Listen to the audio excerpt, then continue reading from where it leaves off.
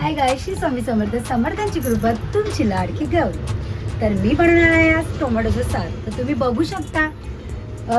तर हे आहे आपलं ओलं खोबरं, तांदूळ, धणे, शंकेश्वरी मिरची, टोमॅटो, लसूण, कांदा, थोडासा कढीपत्ता, कोथिंबीर आणि चिंच.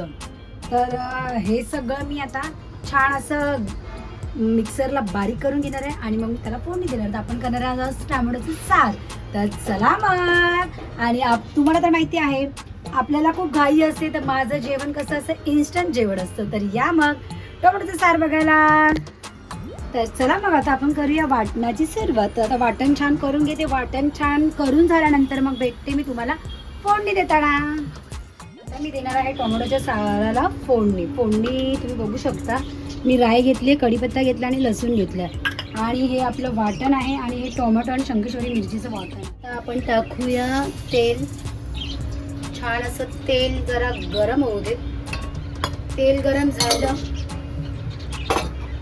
की आपण तेल जरा गरम झाल्यावरती टाकायचं. त्याच्यामध्ये कढीपत्ता, राई आणि लसूण चेचून जरा त्याची चव तशी येते. गॅस जरा फ्लो गॅसचा वाढवते आणि गॅसचा फ्लो वाढवते मी. तर आता तेल तुम्ही बघू शकता चांगलं गरम झालं. त्याच्यामध्ये आता मी मोहरी, कढीपत्ता, लसूण टाकलेलं आहे आणि जरासं ते आता गरम करायला ठेवलं. तुम्ही बघू शकता चांगलं तडतडत आहे. त्याला थोडासा कलर आला लसणाला आणि मोहरीला. जरासं लसणाचा कलर चेंज करेल.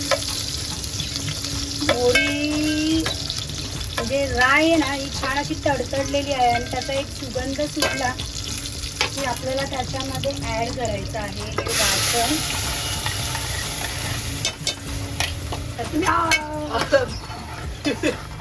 काय झालं? चटका लागला आहे. तर हे वाटण मी त्याच्यात ॲड केलेलं आहे आणि खमंग असा सुगंध आलेला आहे छान असा. आता मी त्याच्यामध्ये हे टोमॅटो आणि शंकेश्वरी मिरचीची ग्रेव्ही टाकलेली आहे. तर अशा प्रकारे आता तुम्हाला जेवढं याच्यामध्ये पातळ करायचं आहे तेवढं तुम्ही पाणी टाकू शकता. आता मी हे सगळी भांडी वाटण सगळं धुवून मी घेणार आहे त्याच्यात आणि ते सगळं ॲड करणार.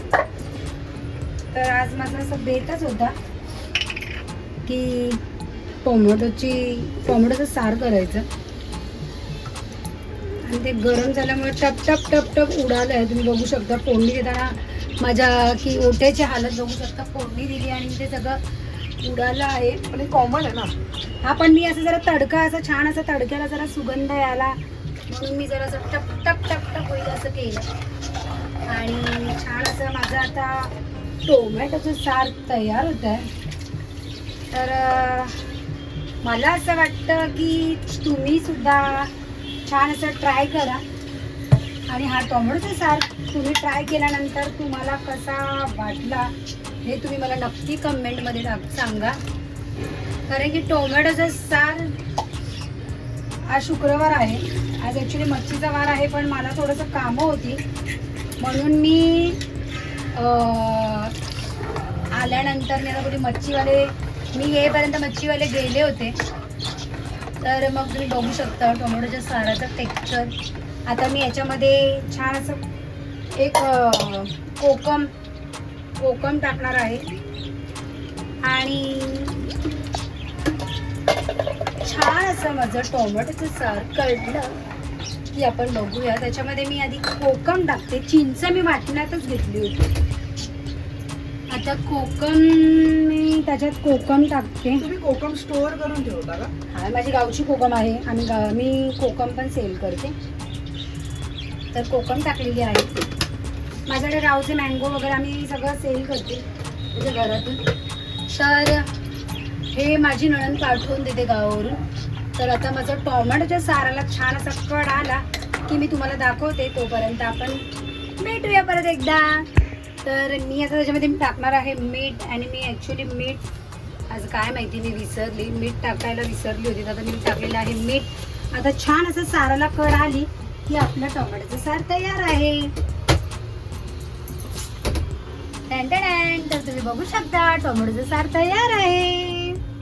छान असं कड आलेलं आहे आणि आता आपण खाण्यासाठी आपण तयार आहोत. तर टोमॅटोचं सार कसं वाटलं हे मला तुम्ही नक्की कमेंट मध्ये कळवा. थँक्यू.